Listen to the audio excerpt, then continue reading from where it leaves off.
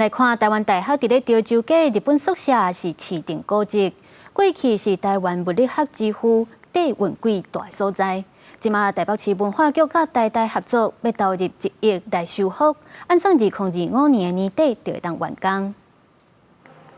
日本时代用柴漆的宿舍看起来旧凹旧臭，内底物件嘛拢搬了了啊。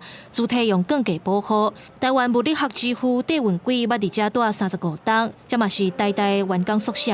1806年奉旨定做伫学市定古迹了后，即阵总算是要开始征收。第一凿，继往开来，贯穿古今。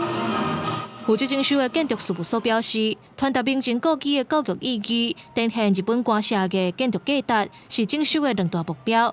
所以保留戴教授一个火野的生活场景，都变得正重要。我们也希望修复好以后，它的再利用，它绝对不是做一个餐厅、咖啡店，而要把它所挚爱的物理学，能够更在这个地方把它充实、发扬光大。 台大校长陈文忠强调讲，毋若是要征收建筑物，要互更较侪人了解历史发展，即届征收大概爱1亿的预算，交在文化局补助8成，若无台大根本都无法度负担。今天这个是很特别，刚好有这个市政府的补助来帮忙我们。在学校里面有很多建筑是已经没办法使用，可是它要修复又很困难，这个除非是国家有预算，我们也愿意来做。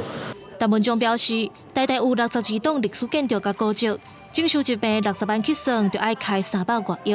希望政府会当有更较侪预算，协助有历史的大学甲文化遗产留落来。记者林巧慧、沈志明台北报道。